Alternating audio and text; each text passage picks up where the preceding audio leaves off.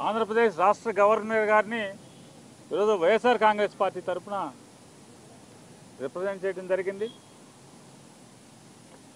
పెద్దలు రాజ్యసభ సభ్యులు సుబ్బారెడ్డి గారు, తిరుపతి ఎంపీ గురుమూర్తి గారు, అరకు ఎంపీ తనూజి గారు, దర్శి ఎమ్మెల్యే డాక్టర్ శివప్రసాద్ గారు, కేశినేని నాని గారు, అట్లాగే అరకు ఎమ్మెల్యే గారు, పాడేరు ఎమ్మెల్యే గారు, ఇంకా ఎమ్మెల్సీ రఘురామ్ గారు, కేశినేని నాని గారు, ఇక పెద్దలందరూ కూడా గవర్నర్ గారిని కలవడం జరిగింది.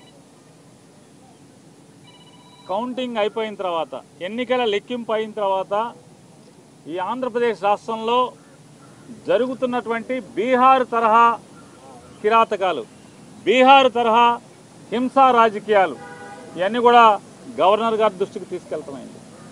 ఎన్నికలు ఒక పక్క జరుగుతుంటే, ఎన్నికలు సంపూర్ణంగా పూర్తవకుండానే మధ్యాహ్నం నుంచి తెలుగుదేశం పార్టీ గూండాలు ఏ రకంగా ఇళ్లపై దాడులు చేయటం, ఇళ్ళు తగలబెడతాం, ఇంట్లో ఫర్నిచర్ ధ్వంసం చేయటం, మనుషుల్ని కిరాతకంగా కొడతాం, ఇళ్లలోకి వెళ్ళి ఆడవాళ్ళని హింసించటం, కార్లు ధ్వంసం చేయటం, కార్లు తగలబెడతాం, ఆస్తులు నాశనం చేయటం, భయభ్రాంతులకు గురి చేయటం.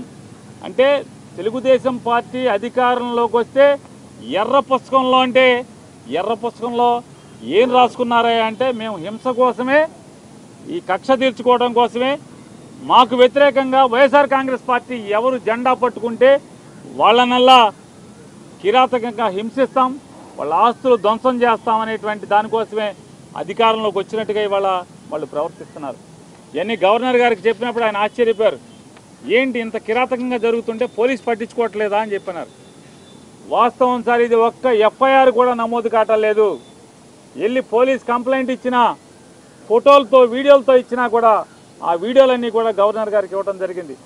ఇంకా ఎక్కడెక్కడైతే జరుగుతున్నాయో అన్నీ చెప్పడం జరిగింది.